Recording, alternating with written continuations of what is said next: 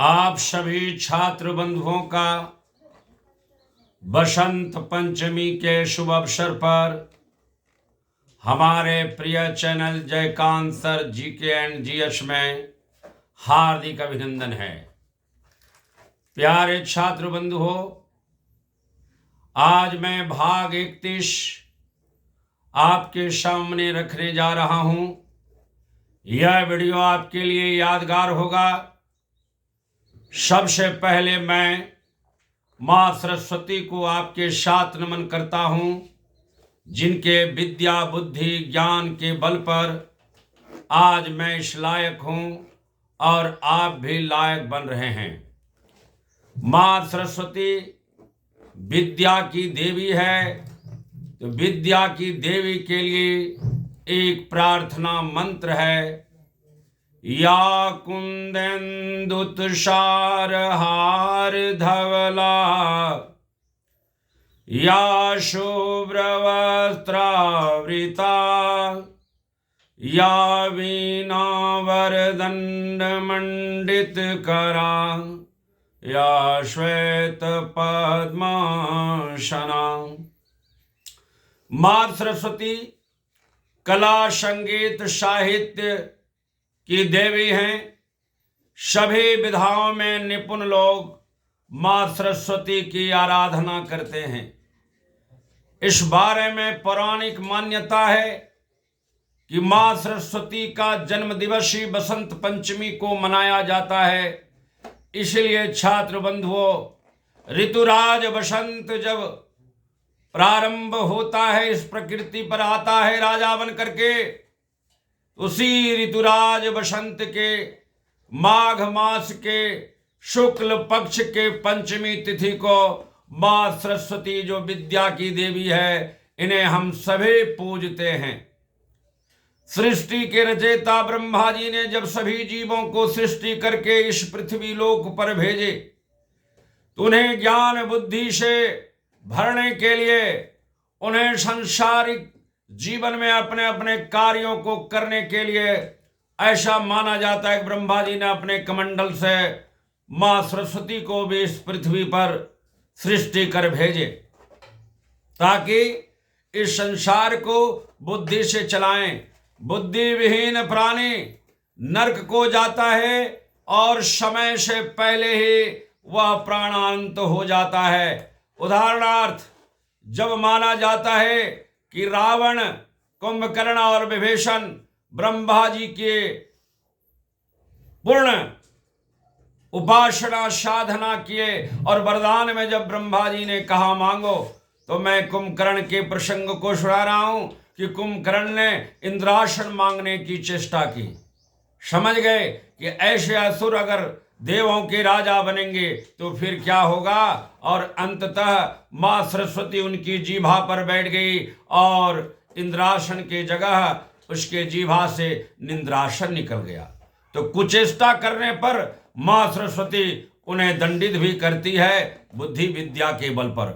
यह सरस्वती पूजा गुण ज्ञान कला संगीत के लिए है। अतः मैं सभी छात्र बंधुओं से और सभी प्रदेश देशवासियों से कहूंगा कि इसमें किसी भी प्रकार से व्यसन कार्य ना करें, गलत कार्य ना करें, और खास तौर पे प्रतिमा के प्रति अपनी आस्था बनाए रखें, उपासना करें। यह कोई त्योहार नहीं, यह पर्व है और इस पर्व का नाम है विद्या उपासना का पर्व।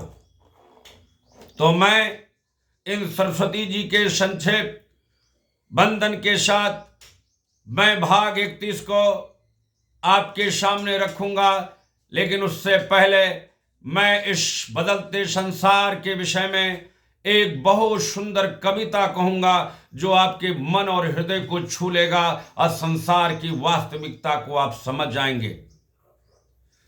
कविता का बोल है, देव गजब देखो ये दुनिया, कैसी बदल गई पल भर में।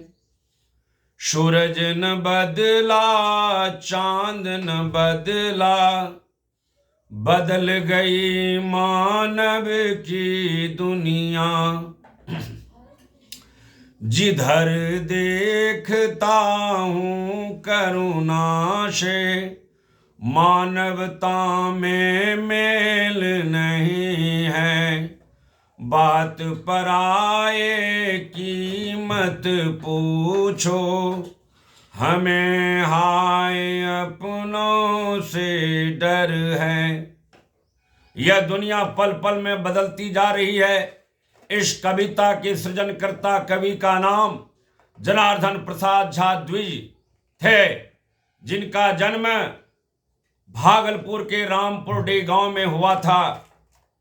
ये बता रहे हैं कि दुनिया इस कदर से पल पल में बदलती चली जा रही है कि सूरज और चांद ने अपने दिशा को नहीं बदला, लेकिन राजनीति बदल गई, समाज बदल गया, पड़ोस बदल गया, परिवार परिवार बदल गया, भाई भाई से बदल गया, संबंध टूट गए और संसार ऐसा होता चला गया कि कोई अपने कर्मों को याद करने के लिए तैयार नहीं है कि किसने किसके लिए क्या किया, क्या बलिदान दिया, क्या त्याग किया, क्या समर्पण रखा। अपने बाल बच्चे और निज संगनी के खुशी में उन सभी वास्तविकताओं को कुर्बान कर दिया जो सिद्धांततः नहीं करनी चाहिए। यह संसार की वास्तविकता है और इस यथार्थ को अगर आपको समझना है तो आप जाइए रामपुर डी, भागलपुर जिला के अंतर्गत जनार्दन प्रसाद झा द्विज के गांव, और जानने का कोशिश कीजिए कि किस परिस्थिति में उन्होंने ये कविताओं को लिखा। आखिर कोई न कोई तो उनके परिजन होंगे। आज ऐसे ही संसार की विषय वस्तु बन गई है। तभी तो रहीम जी ने भी इससे जुड़ी हुई बातें कही अपने दोहे में। नाद रिझी तन देह मृग, नर धन हेतु समेत, ते रहीम पशु ते अधिक, रिझहूं कछु नहीं देत। रहीम जी कहते हैं, नाद संगीत के स्वर को सुन करके मृग अपने प्राणों को उत्सर्ग करता है, यानी वह प्राण को अंत करने के लिए तैयार हो जाता है। लेकिन इस मानव को अपने संपूर्ण जीवन की कमाई को भी दे दीजिए, लेकिन ये धन लोलूप मानव कभी भी प्रसन्न होकर के आपको कुछ नहीं देगा, क्योंकि ऐसे मानवों की तुलना रहीम जी ने पशु से भी नीच बतलाया है, जो अपने जीवन में सिर्फ पाना चाहता है, त्याग करना नहीं चाहता है, अतीत को भुला देता है। ऐसे मानव से दूर ही रहें तो उसी में आपकी भलाई है। और इन सभी के अंत में मैं कहूंगा, शिकवा नहीं किसी से, किसी से गिला नहीं, नसीब में नहीं था जो हमको मिला नहीं। यह किसी से शिकवा शिकायत का समय नहीं है।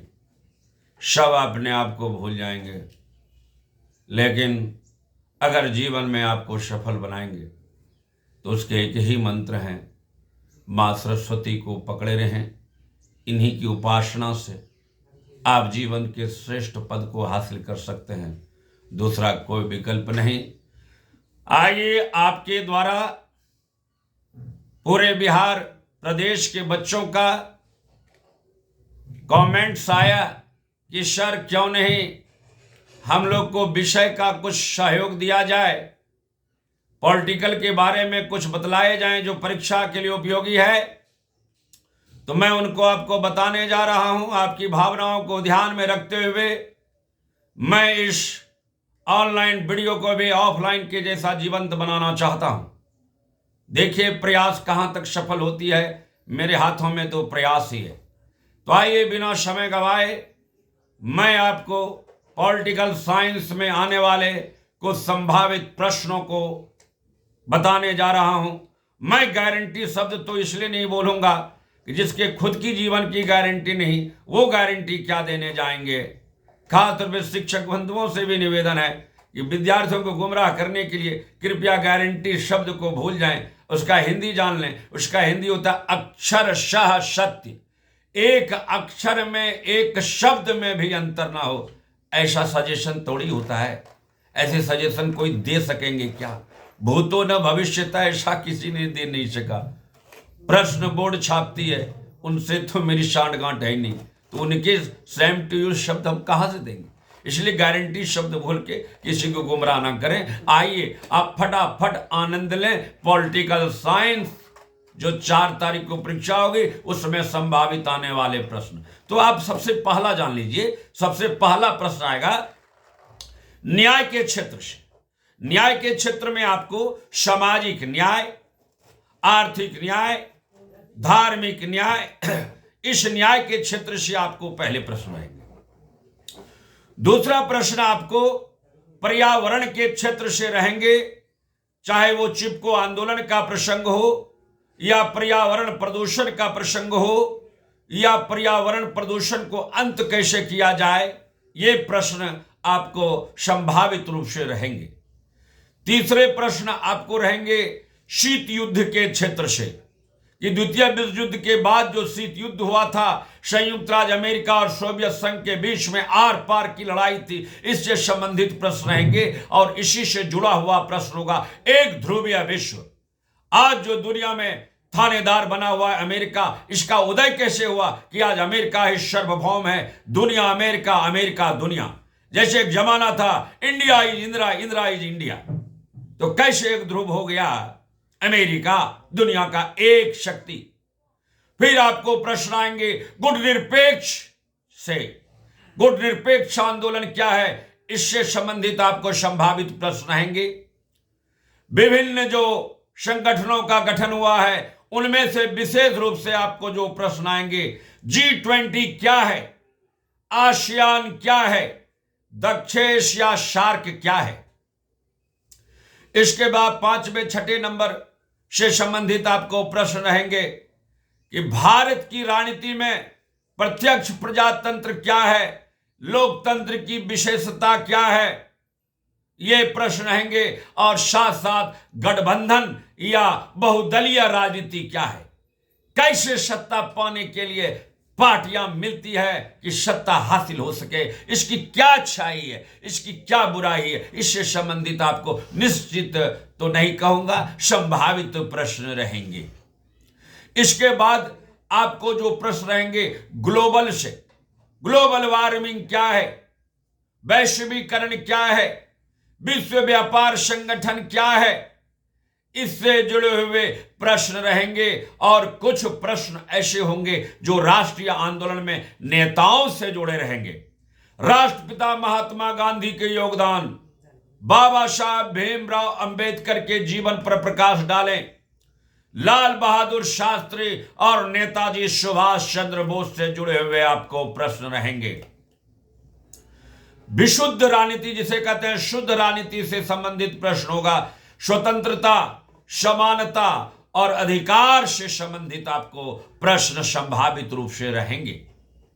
और अंत में जो आपके प्रश्न रहेंगे बिहार से समसामयिक प्रश्न, जैसे बिहार आंदोलन क्या था, सुशासन की सत्ता किसे कहते हैं, समावेशी विकास क्या है, हरित क्रांति क्या है, इससे जुड़े हुए प्रश्न रहेंगे। और इन प्रश्नों का आनंद आपको 4 तारीख को निश्चित रूप से आएगा। इसमें आप निसंदेह, एकदम निसंदेह विश्वास बनाए रखें।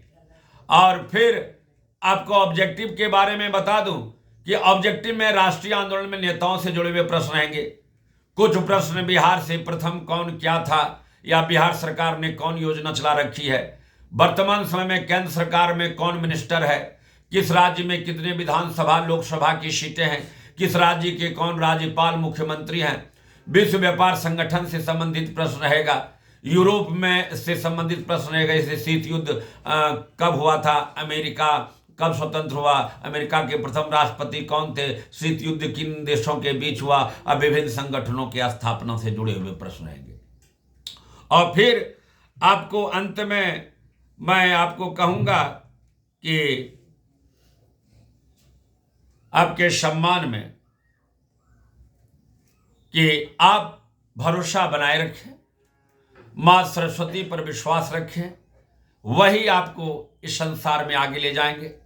बाकी ना कोई आपका है, ना कोई आपका होगा। हर चीज की बांटबारा हो जाएगी।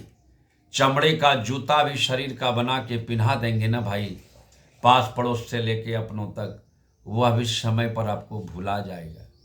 लेकिन एक चीज आपको नहीं भुलाएगा, वो है विद्या। सरस्वती को भजिए, मैं भी भजता हूँ, और उसी का नतीजा है कि आपके सामने मैं उपस्थित हूँ। धन्यवाद। जय बसंत पंचमी। छात्र आपका कल्याण हो, आपके साथ मेरा भी कल्याण हो।